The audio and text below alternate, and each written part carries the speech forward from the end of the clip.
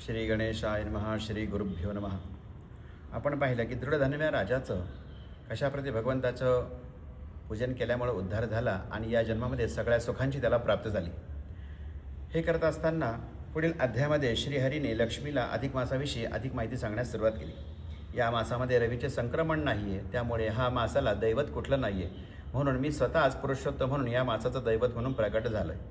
या मासामध्ये जे जे लोक माझ्या व्रताचा अंगीकार करतात, पुरुषोत्तम महाविष्णूंचं पूजन करतात, ते अंती सर्व लोक मला सेवून मिळतात.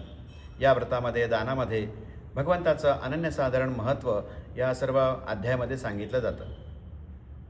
पुरुषोत्तमाची सेवा करणं, गोसेवा करणं, ब्राह्मण सेवा करणं, संत सेवा करणं, दान, व्रत, तीर्थस्नान इत्यादी आचरण करणं हे भगवान पुरुषोत्तम महाराजांच्या अतिशय जवळ घेऊन जाणारे सगळे साधनं आहेत. या साधनामध्येच महत्त्वाचा विशेष असे भगवंत सांगू लागतात की जे जन या अधिक मासामध्ये गोदान करतात त्यांना कुठल्या प्रकारे चांगल्या फळाची प्राप्ती होते.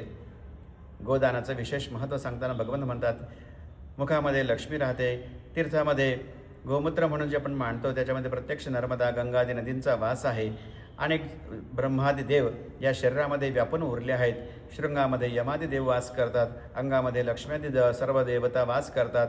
अशा या पवित्र गायीच्या ठिकाणी वास करणाऱ्या देवतांच्या सहित आपण जेव्हा गोदान करतो तेव्हा प्रत्यक्ष या पृथ्वीदानाचं फल ठिकाणी सांगितलं जातं.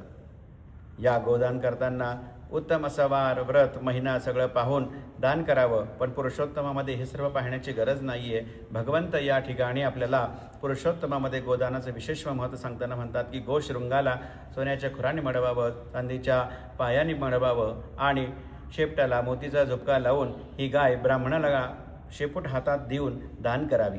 उदक सोडताना ही पुरुषोत्तमाच्या प्रीतीस्तव मी दान करतो म्हणून असा संकल्प जे लोक करतील ते प्रत्यक्ष पुरुषोत्तम भगवानच्या लोकाप्रती प्राप्त होतात.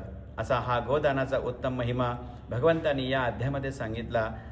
या पुरुषोत्तमाची कृपा प्राप्त होण्यासाठी आपण विष्णुयाग आणि गोदान हे अवश्य करावं असं या अध्यायाचं महत्त्व आहे. पुरुषोत्तम भगवान की जय.